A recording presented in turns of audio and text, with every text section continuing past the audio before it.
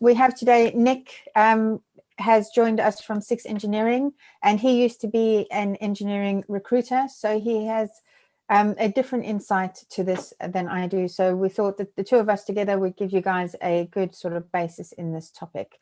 I'm just going to quickly go over the rules, and then I will hand over to Nick for an introduction. So remember, the session is being streamed live to YouTube, so anything that you ask will be able to be seen on YouTube and for playback later. So just be cautious of that, but ask any sort of generic questions associated with process safety careers or training courses, etc. So the agenda for today, we are going to give a quick introduction, and then 20 to 30 minutes later, we'll open the floor for questions. If you have any questions before then, please use the Q&A function, which I think is enabled. If you use the Q&A function, it allows me to click on answering the questions live. And then if you watch the playback, it's a bit easier to find the answers to the questions. So I'm going to hand over now to Nick for a brief introduction, and then I'll introduce myself in case you don't know who I am. Good morning, everyone. Yes, so as Louise said, my name's Nick Catterall. My background was working for a technical engineering recruitment company. I was there for about 14 years in total. When I started my career there, my focus was solely on technical and process safety. I did that for about 5 or 6 years in total, where all I was doing day to day was talking to process safety engineers, technical safety engineers, and people in related arenas. And that was anything from graduates all the way up to very experienced individuals. I worked both sides of the picture, working with the individuals, the candidates, and working with the companies and the clients. So I have a good perspective from both sides as to what the people like to see and what they don't like to see, and what works and what doesn't work. So at the end of the presentation today, I'm going to give my handy tips and advice, which should help anyone who's actively looking for a move into process safety.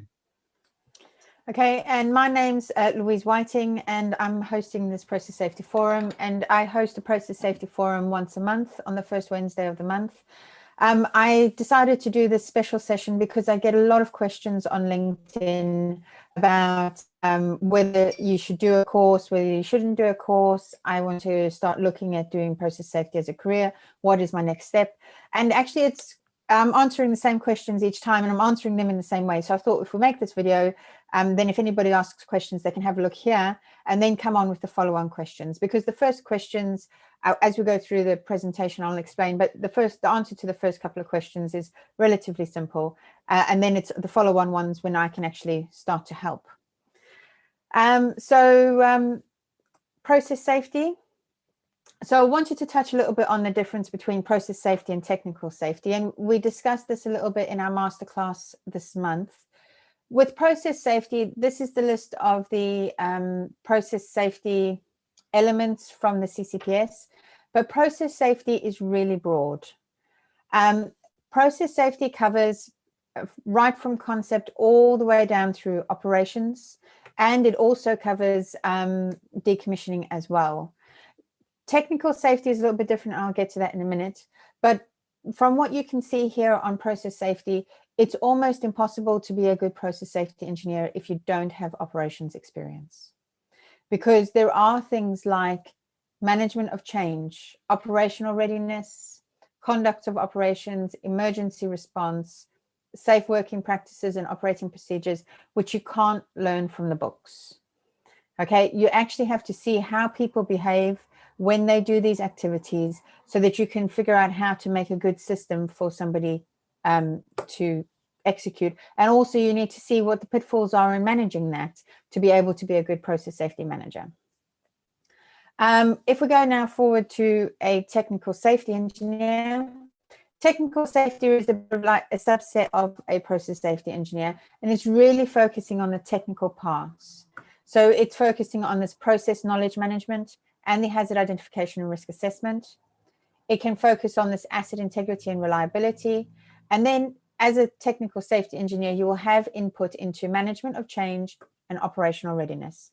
You probably won't be managing those processes, but you'll have an input, i.e. you'll provide information into those processes as part of other engineers as well. So you can see that technical safety is really, it is, as its name says, quite technical, and it is a lot smaller scope than process safety. Process safety also includes these things like the human factors, the process safety culture, the competency, compliance with standards.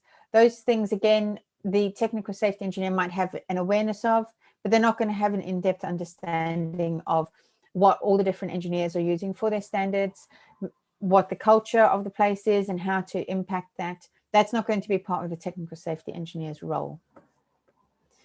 So I've given a couple of slides for careers in process safety with the skills, and then again, careers in technical safety.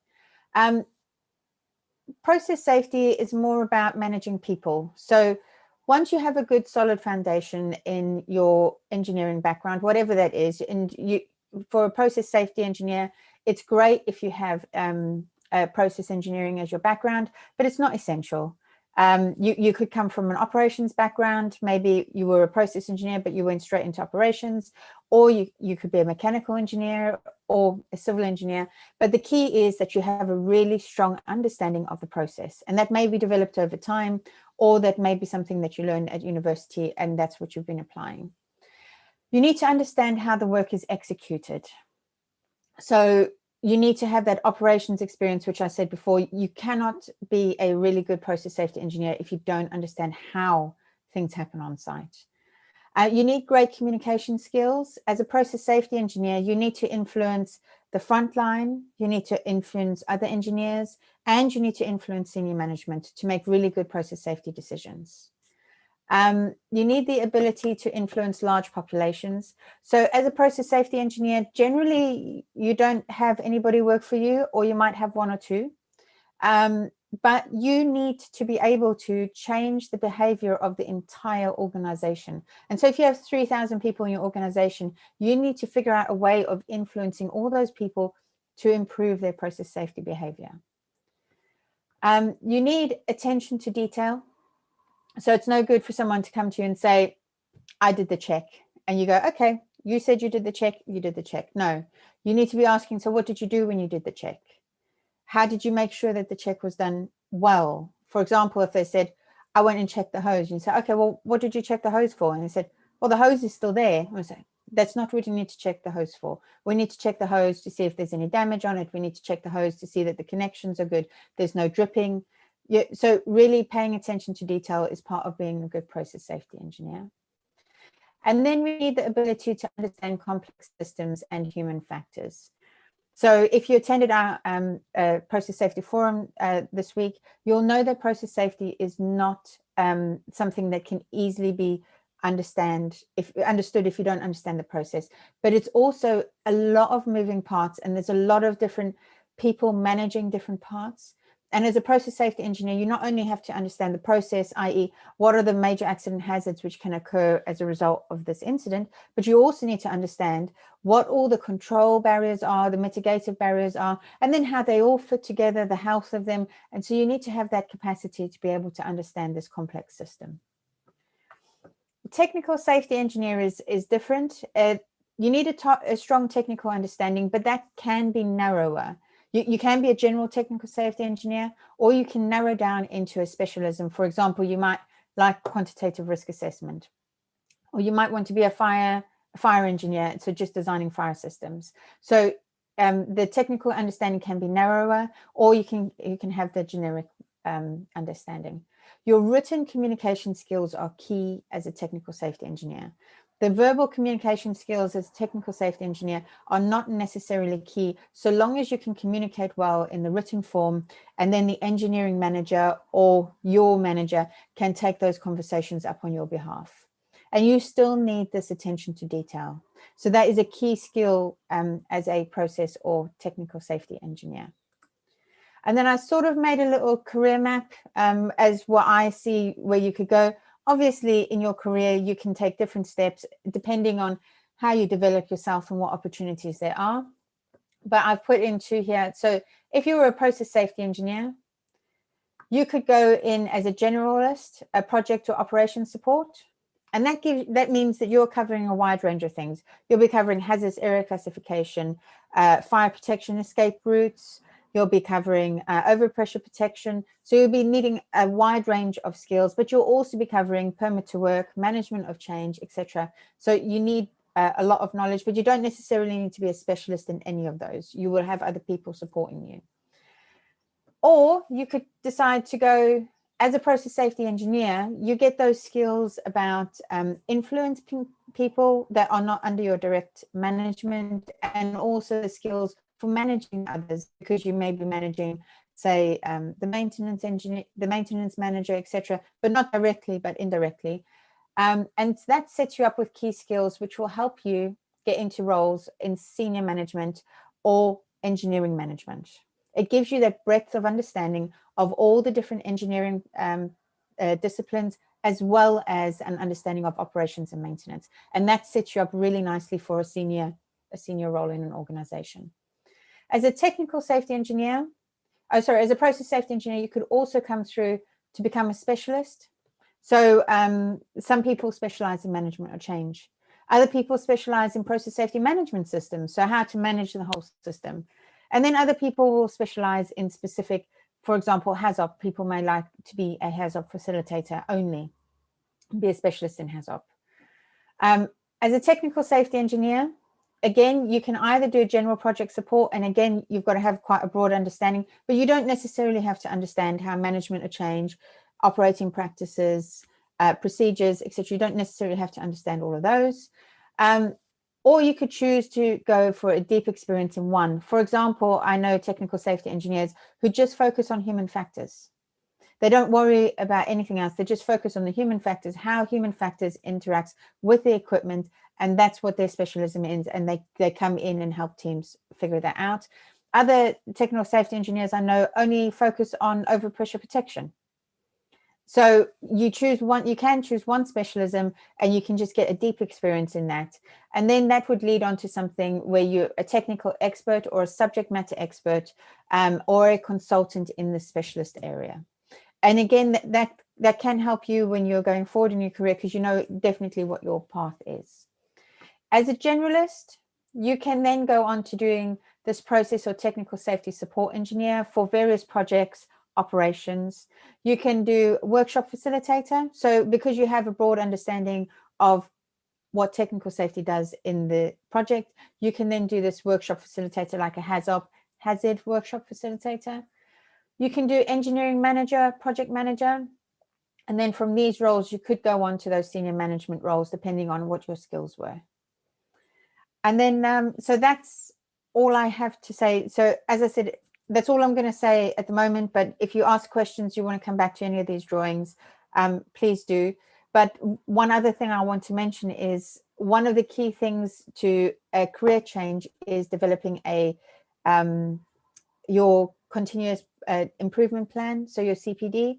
So how are you going to get from where you are to where you want to go? And I'm sure that Nick might touch a little bit on that. And if you want more information about CPD, again, just ask questions as we get into the Q&A, and we can touch on how to go from one place to the other. I'm going to hand over to Nick. Do you want to do your slides now, or do you want to do them at the end of the session? No, we can go to my slides now. That's fine. Yeah. Okay, so I'll flip over to the first one. Yeah, hi. So I wanted to give some support and guidance around job hunting. I assume there's a few people at least on this session that's looking for either their first job in process safety or technical safety, or individuals may be looking for a change and try to get into process safety or technical safety, or maybe a few other scenarios. So as Louise said, a real key part to being successful in the job hunting process is to set out a plan. So Louise mentioned going from one place to another place, and it's the same with looking for a job.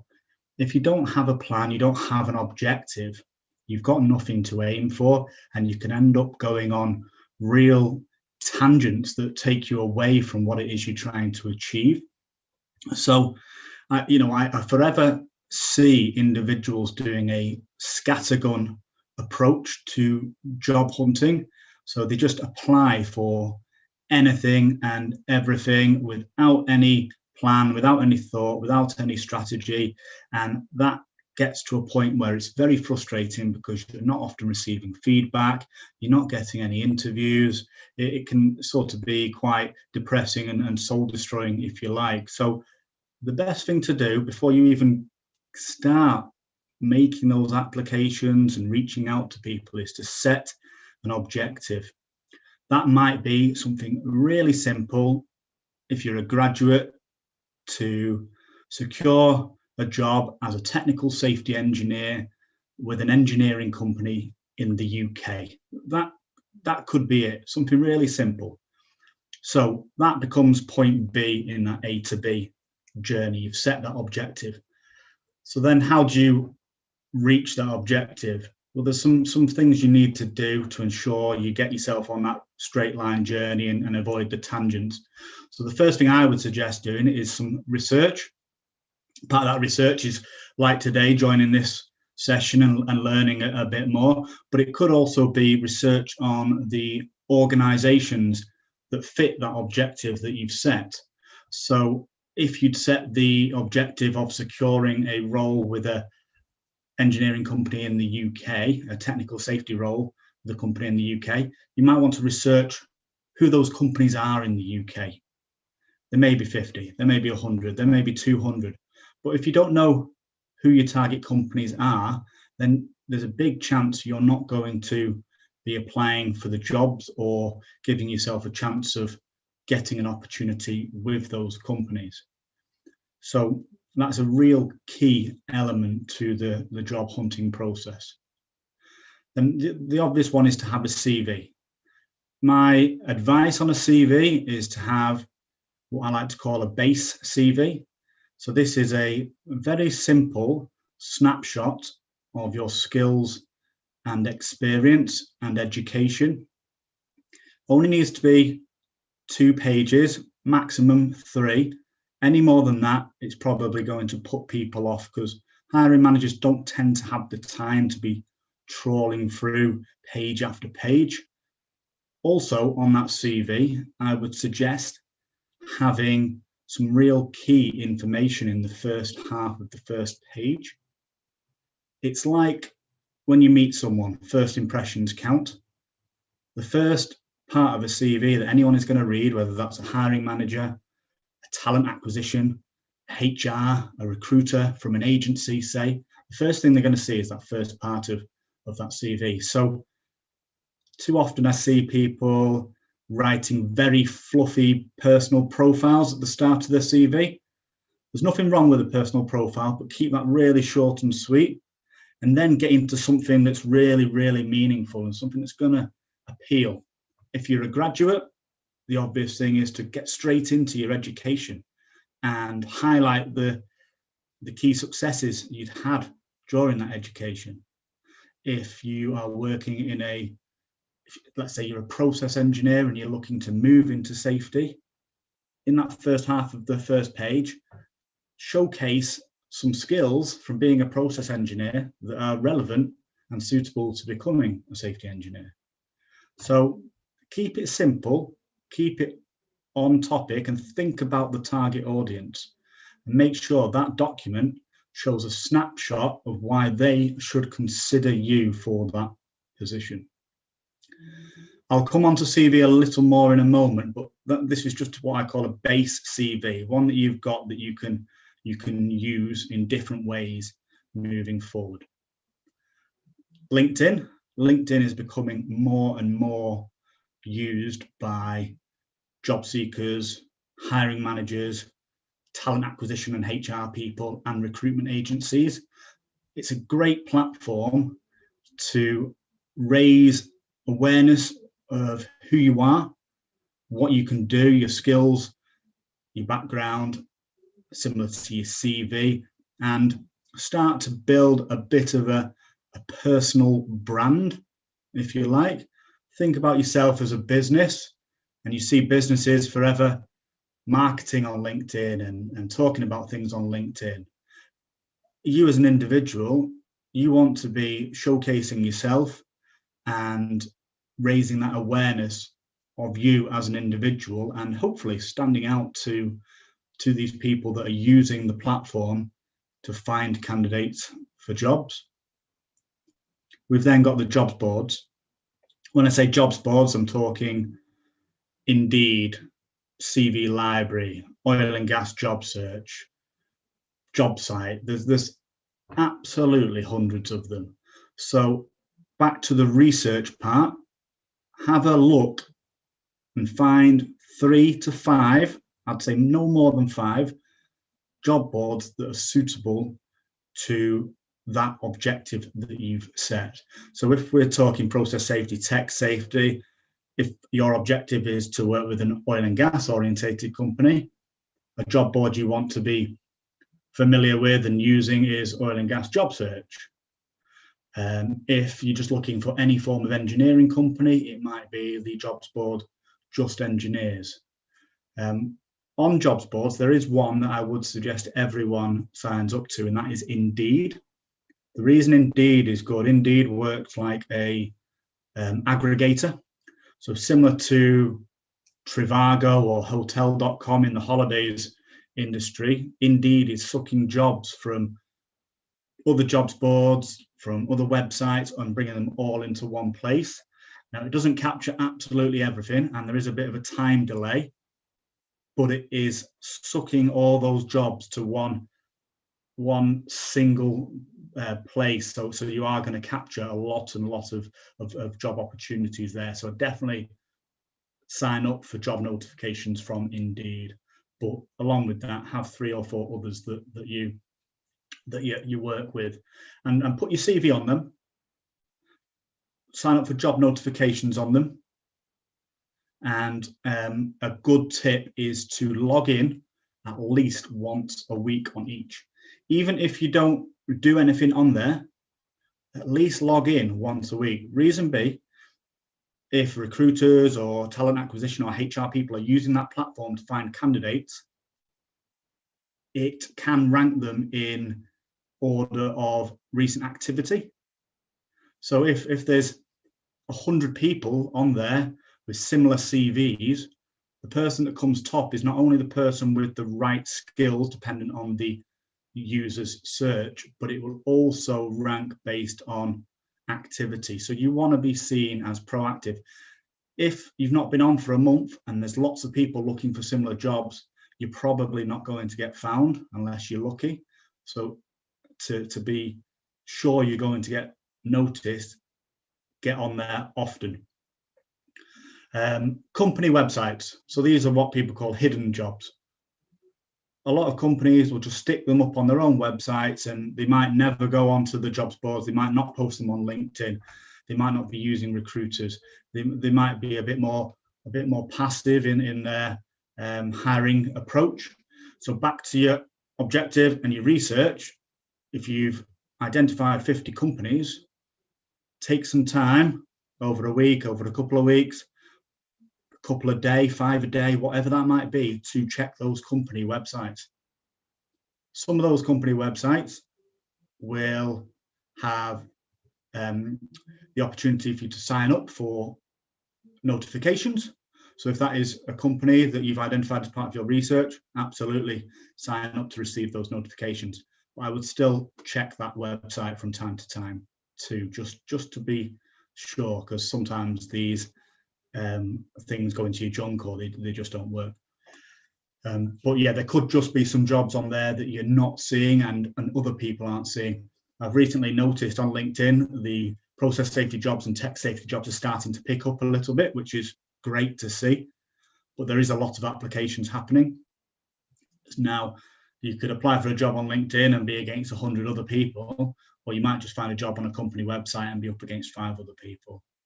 So, you know, be smart in that. Louise, do you want to flick on one, please?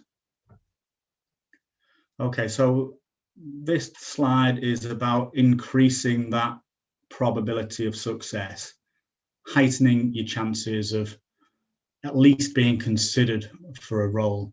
I've used the image there of the cyclist because there's a theory around marginal gains, and cyclists use marginal gains a lot to help them be more successful. So they look at the material of the helmet, how streamlined the helmet is, the tires and the grip on the road. And it's all these little elements together that might make the difference for that cycling team winning or not winning. So the same idea applies to job hunting.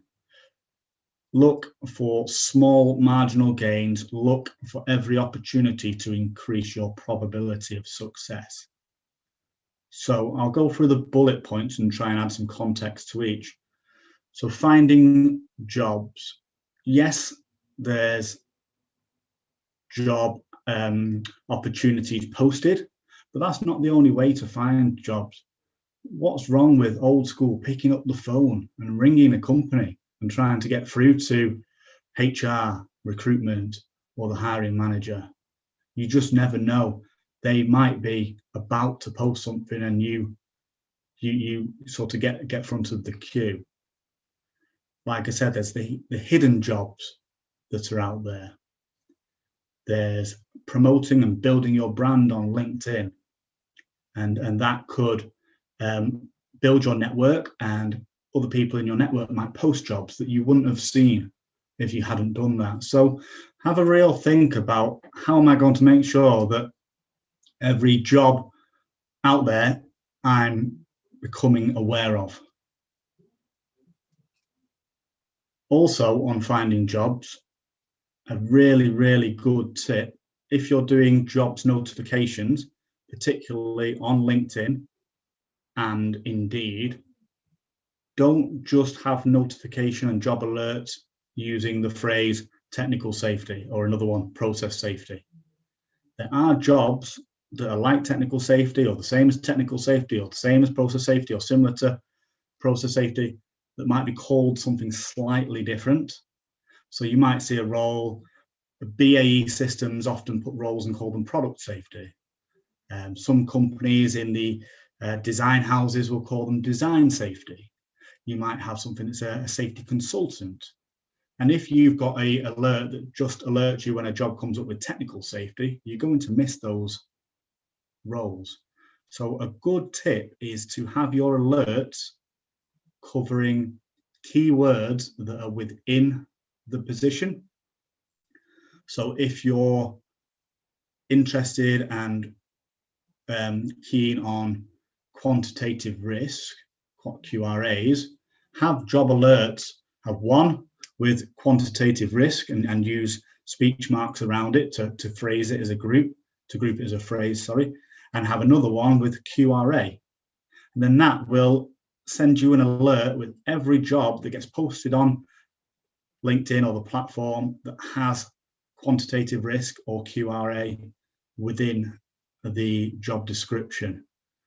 So you want the words Hazop, Hazard, QRA, LOPA, safety requirements, the whole shebang. So when you're looking at job adverts, you'll see more keywords. You can then go back to your alerts and you can add more alerts into that and start building that up to make sure that those jobs are finding you. Along with jobs finding you, again, that whole building your brand on LinkedIn, it might just be that people are more likely to come across you and you to stand out. Tailored applications. So here I'm talking around your CV, your covering letter if one's needed, or the way that you're filling in application forms if there are application forms. You've created that base CV. Now that base CV might not be 100% suitable to that particular role. So when you do submit your CV, make sure that your CV is going to be suitable to the role. Otherwise, there's a big chance you're not going to get considered. Have a think again about that hiring manager, about that HR person, about that recruiter, and how they might review a CV. So a recruiter or a HR person probably isn't going to be a technical expert. They are more likely going to be looking for keywords in that CV that match the job description. So make sure the keywords in that job description are in your CV. Without lying, of course, don't put things in your CV that are going to come back to trip you up. That's never wise. But where you may have a knowledge, an appreciation, or an understanding of the particular part of the job description, definitely get it in there, because that's just going to give you that little extra in maybe getting over that first hurdle. Also, make sure that first half on the first page is really suitable to that job. Again, it's that first impression. You want to make sure that when that hiring manager picks up that CV, they really like what they see quite quickly, and then they'll probably put you into the interview pile. Stand out from the crowd. Again, when you've made applications, get on the phone, follow up with an email. Why? Let's say there's been 100 applications. There's probably no way that the hiring manager is going to read every application. They might read the first 15, first 20, and have picked 5 or 6 candidates that they want to interview from that. And the remaining 80 or so don't get considered at all. If you made that phone call, whether you only get through to reception, you get through to HR, recruiter, it could just be the difference in your name reaching that hiring manager and your CV being pulled out of that pile and looked at. So you don't want these CVs going into black holes. So try and at least make sure your CV is going to get reviewed. Without being an irritation, of course, you don't want to bombard these people with calls. You've got to be sensible in how proactive you're being and how hard you're trying to get hold of these people. But where there's jobs that fit your objective, I would definitely be following up, because it could just be the difference. And what have you got to lose? I know it can be awkward, it can be nervy making these phone calls, and what do you say? But the people that do this are going to be the people that hopefully give themselves a slightly better chance. Be proactive, be dedicated. It can be a long-winded, it can be frustrating, it can be disheartening. So just stick with it, stick to your plan, and I'm sure you'll be successful. That's me, Louise, really. Excellent. So I just put a reminder in the chat to put your questions in Q&A, but I know that the CPD concept can be a bit challenging for people to understand if you haven't done it. So what I was going to do, Nick, is maybe talk through, while we wait for questions to come, what my plan was at some point in my career, and then let you know what steps I took to go from one to the other.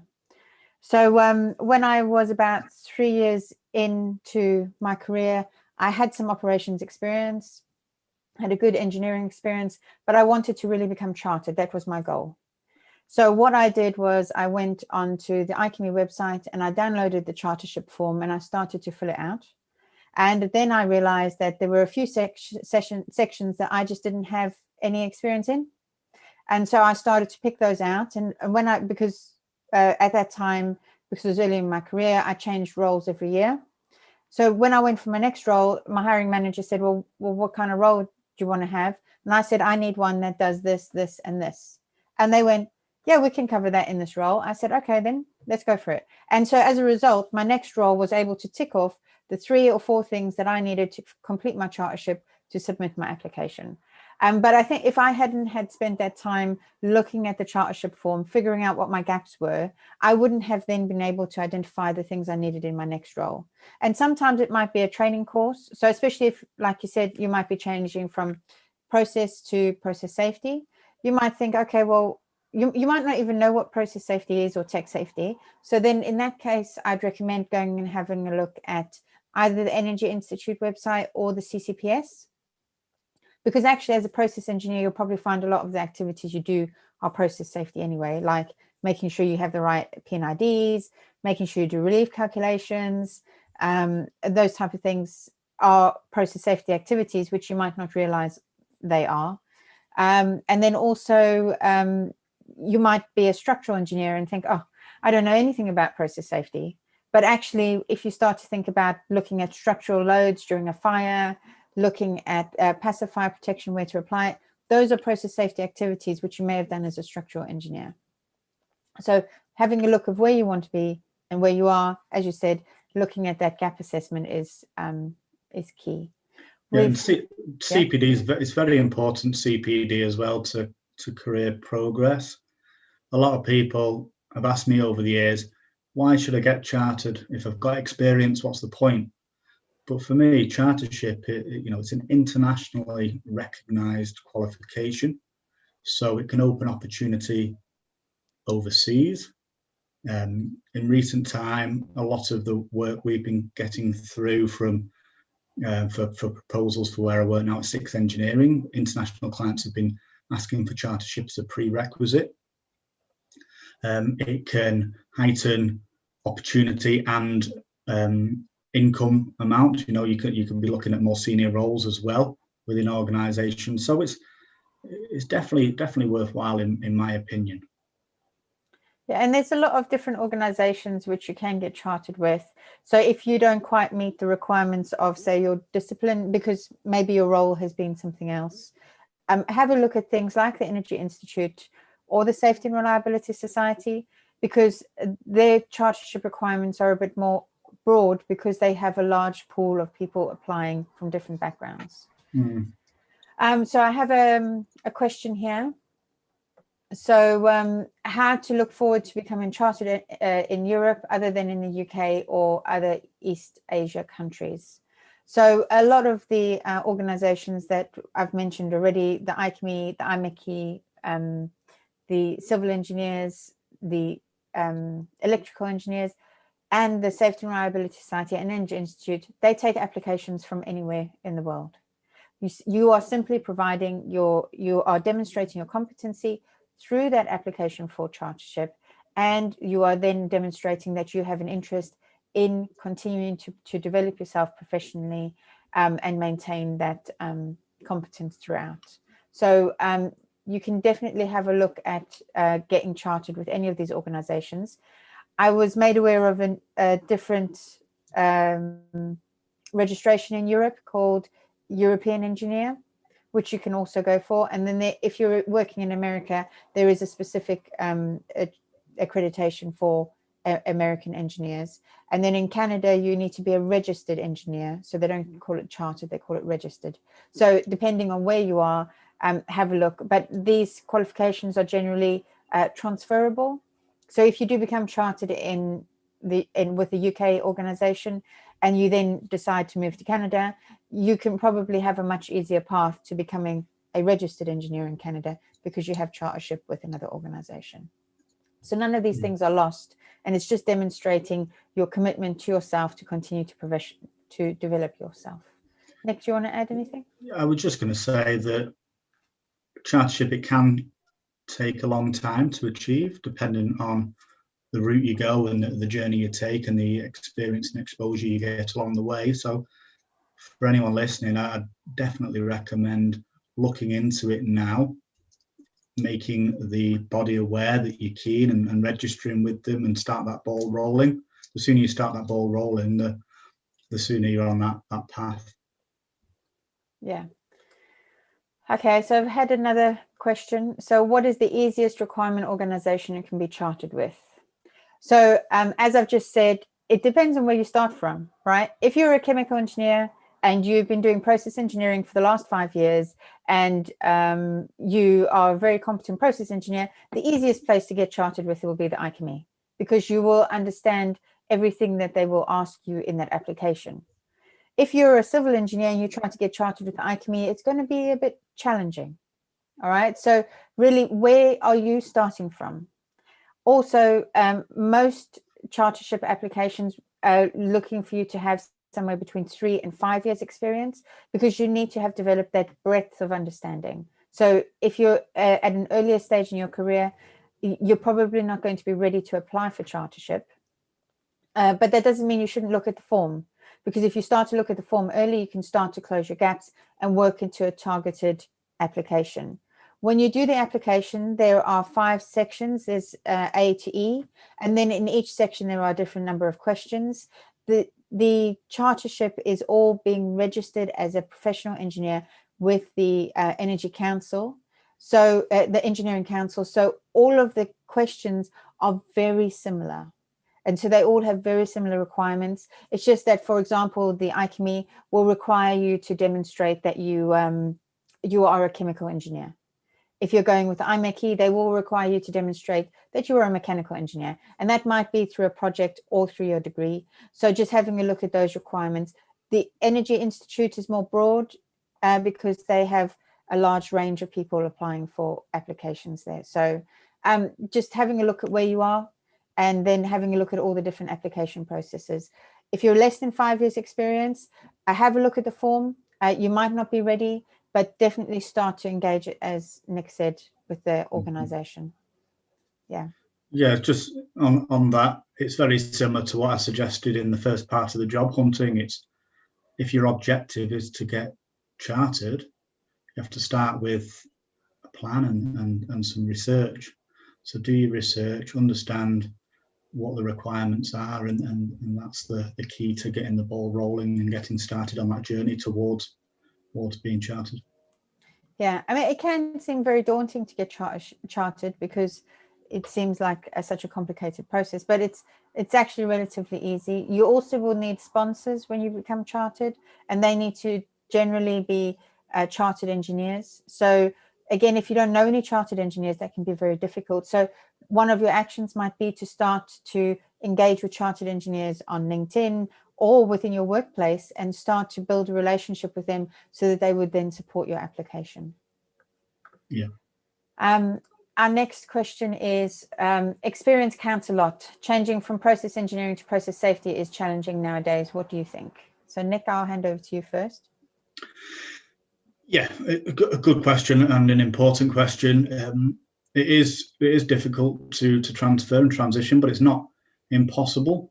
When I was recruiting, there was plenty of occasions where I supported people moving from process engineering into process safety engineering, but it comes down to the market conditions a lot of the time.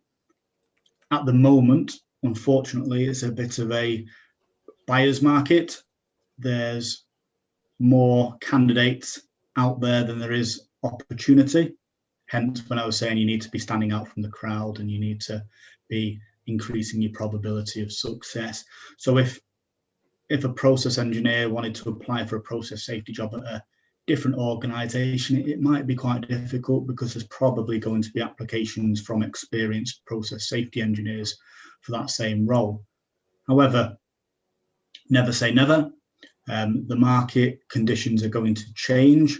As I've mentioned, I'm already starting to see an increase in technical safety and process safety engineering vacancies. And with COVID, a lot of projects have been postponed or the can has been kicked down the road. And we've also got the clean initiatives coming. So I can only expect that the market is going to get quite buoyant again in the near future. The easiest way to transition is within your own organization if you have a role. So speak to the necessary people who look after the other area of the business, make them aware that you've got that interest, you've got that desire to consider a transition, and that's probably the best and easiest way to achieve that. Again, you've just got to set that plan and have a think about how you're going to do it and what's going to give you that chance of doing it. But I'd definitely suggest see if that move is available internally first. Then you can demonstrate that experience for maybe bigger and better external moves. Yeah, I mean, I think, Nick, it's the same as what you said. Start to have a look at the job descriptions for a process safety engineer. What sort of things do you need to be aware of? Safety case, hazard, Hazop. Well, you probably partake in some of those. And if you're a more senior process engineer, you probably send other people to attend them because you don't want to attend them. But if you are looking for a process safety job, you might make a decision that, no, I'm going to attend for this project, or I'm going to get a little bit involved with the planning because this is my project and I can get involved with the planning. or maybe having a look, if you're in operations, you can have a look at your safety case, having a look at your barriers, and then having safety moments looking at, okay, well, we have this major accident hazard. These are the preventative ones. What is your guys' feedback? Have you had any problems with operating these? And then trying to solve those. Those are key skills of process and technical safety engineers. And that's something that you can develop at the place you're already working within your existing role without changing a role. So, and then you have a stronger application going forward. Yeah. I've had another question. Functional safety and technical safety, are they similar, or is it functional safety a subset of technical safety? Nick, do you want to answer?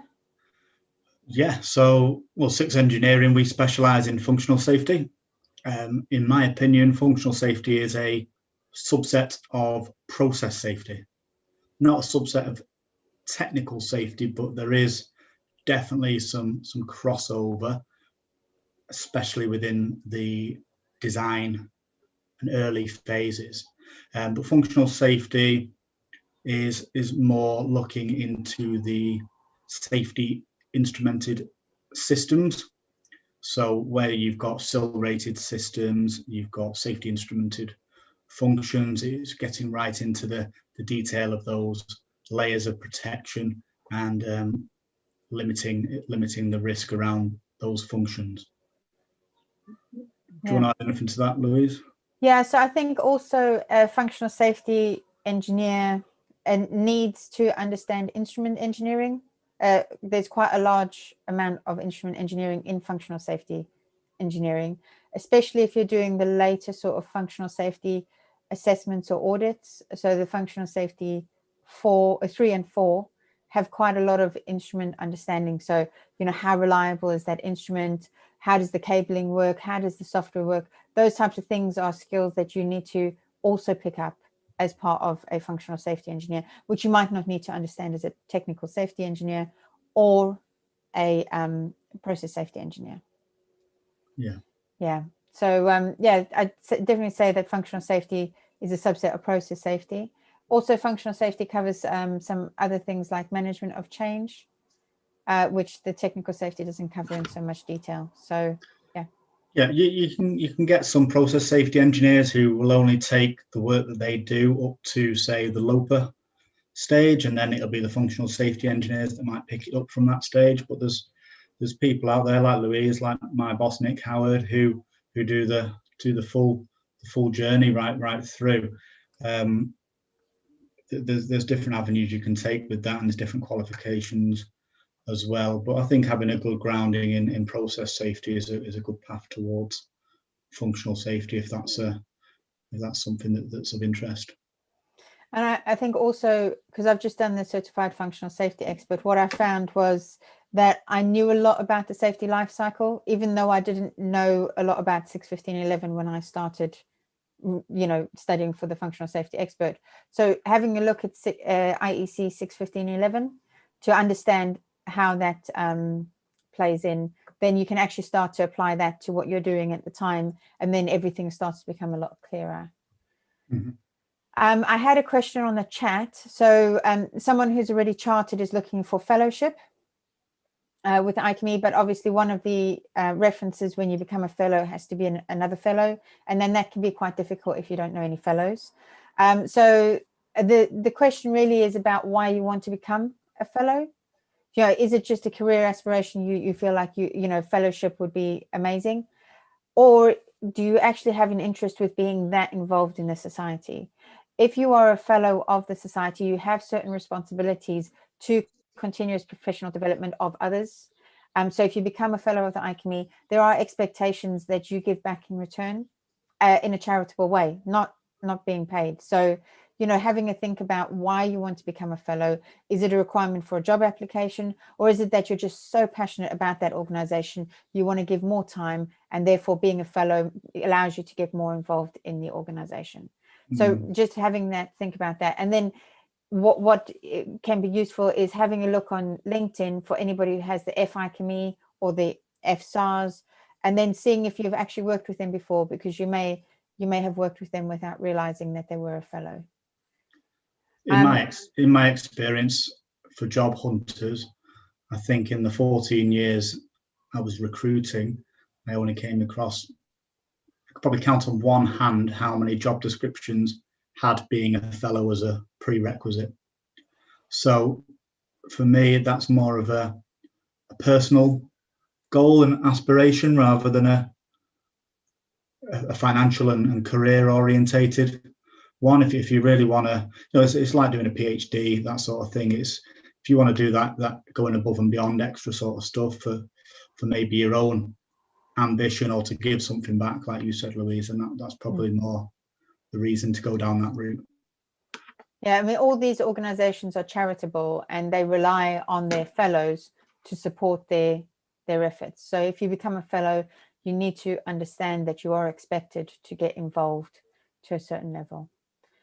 A next one is, I have a question, a process safety engineer and doing a PSM gap analysis as an audit. What is the most popular ISO shall I undertake researching the lead auditor certification? Any idea would be appreciated. So I'll probably take this one because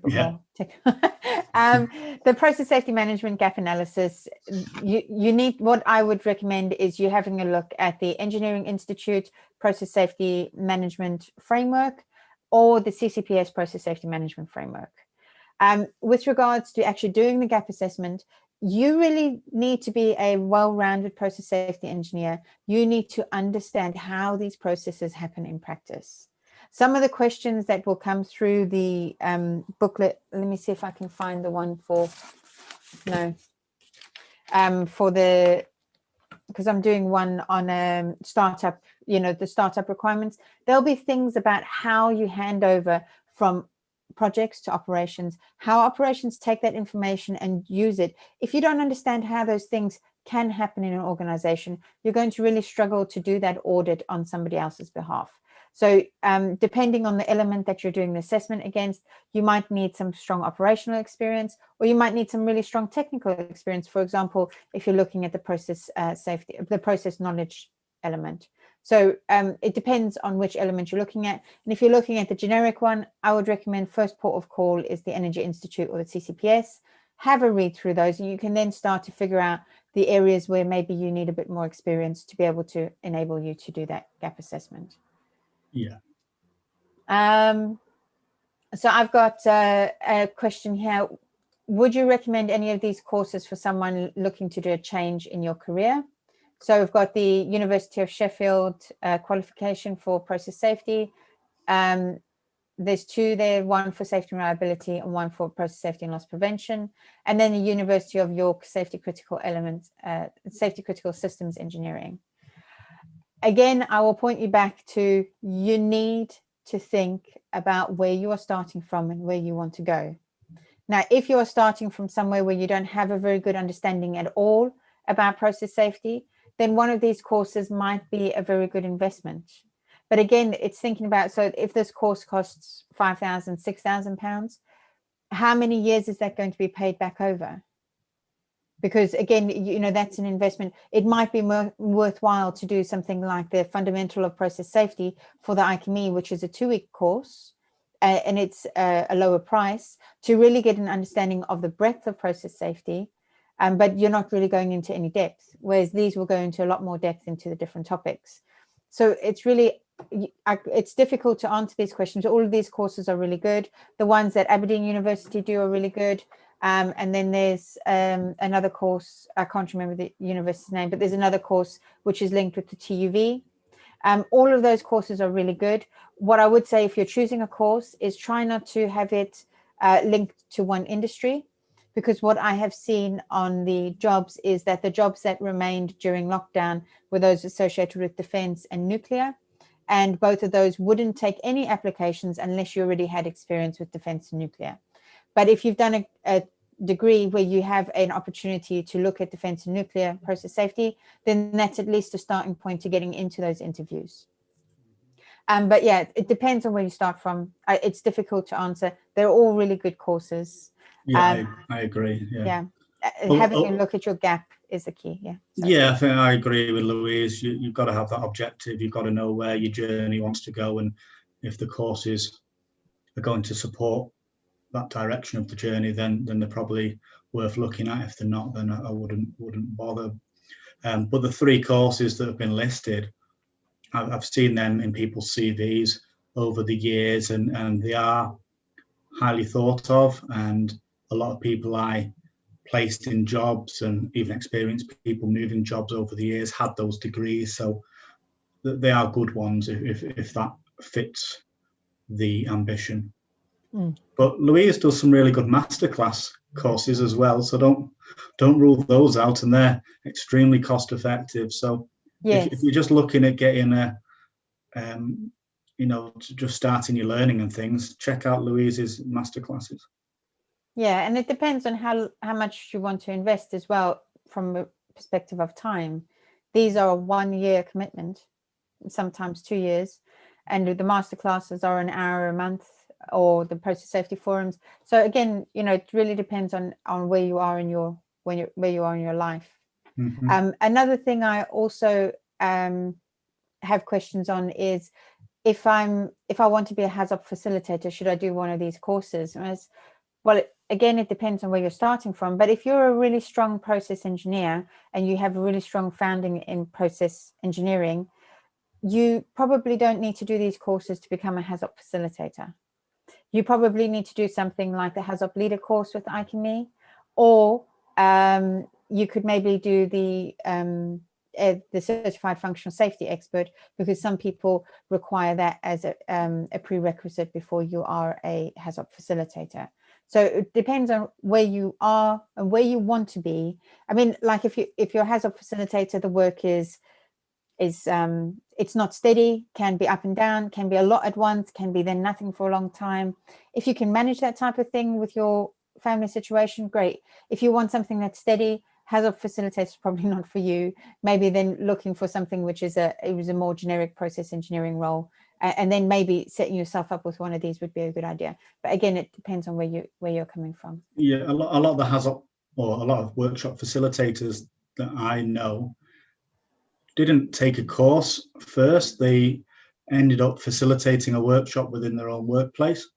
So they maybe were the process safety person who'd go to Hazops. They maybe be the safety specialist who go to Hazops, and because they were frequently going to these Hazops, when there was maybe a facilitator couldn't make it for a day, or there was a real urgent need and they couldn't get hold of a facilitator, these individuals were given an opportunity because they had so much experience within that environment, and that seems to be the way a lot of people have ended up into that role. But there are courses, the ones that Louise mentioned, and there's also a few that experienced facilitators offer as well. So, I'm not going to drop names in here right now, but have a look, have a search for some facilitators on LinkedIn. A few of them do post short courses that I know are quite highly thought of by companies as well. And then in May, we'll be having the masterclass on Hazop. And in that session, we'll be actually having a live Hazop. So you'll be able to see what a Hazop should look like, because often on the courses, you're told how to do a Hazop, but you don't actually know what good looks like, because, you guys are all learning, and then you do it together and you think, okay, well, that's maybe what a Hazop is. But if you can see a live Hazop and how people should participate, it may help your understanding. But Hazop facilitation is not all about the workshop. You have to do a lot of preparation beforehand, and there's the write-up after. So again, if you're not really willing to do those 2 activities, Hazop facilitation is probably not for you. It's definitely not for everyone. Bring a pillow. Yeah. Okay, well, we haven't had any more questions, and we're up to time. Is there anything that we should have asked, Nick, that we didn't ask? No, I don't think so. And I'm happy for people to connect with me on LinkedIn if they have any questions that they didn't want to put forward, or they just want to build their network in tech safety and process safety. I've built a good network, and if people connect with me, then they're automatically linked to my network. So I'm happy for people to connect and reach out. Yeah, with regards to the jobs posting as well, there are some on LinkedIn. There's different ways to adjust your feed, and one of them is by joining different groups. So there's a couple of groups on there which are associated with jobs, oil and gas jobs, process safety jobs. So having a look out for those as well will adjust your feed so that you can start to see the jobs popping up in your feed. But yeah, likewise, get in touch with me offline if there's something that was more sensitive and couldn't be discussed here. But otherwise, I hope you found the session useful. I've had one more question. As a professional in the field of process safety, what is the most thing you consider a gap with process safety industry and not SME experts are specialized in? I'd say operations. If you can get operations experience, even if you're not planning to go to process safety yet, just get operations experience. Go and see how things are actually happening. Go and have a feel for how what it means to take a heat exchanger apart, what it means to move a 30-inch valve or whatever. You know, understand what those activities are in the field, so that when you're in a workshop and you go, oh, well, you can just close that valve and that everything will be safe. In a fire and you're standing next to the fire and you're trying to turn this massive valve, you can start to get a picture of it's probably not a good idea. We need to actuate that valve or something. So yeah, really good. Yeah, my boss, who, you know, he's a process and functional safety expert now. He started out as a technician on a site somewhere getting his hands dirty, and that's what's given him the knowledge and exposure that's making him successful today. Yeah. So yeah, I did you don't have to go straight into that safety engineering role. No. If you process safety is for you, like Louise says, get onto site somehow, get a job in operations, in maintenance, and that's a really good starting point. Yeah, definitely. Okay, well, thank you very much, everyone, for joining. And there's one last question: entry opportunities for process safety engineer. Just get an operations job. Doesn't matter what job, just get one. Working in a food factory, a fertilizer company, doesn't matter. Operations job, and that will give you a good foundation for a process safety career. Definitely. Okay. All right. Thanks very much, everyone. Really enjoyed the session. It'll be available on YouTube. I'll put a link on LinkedIn. And thank you very much, Nick, for joining us with your useful insight onto actually applying some of those traps that you mentioned I've fallen into myself as well.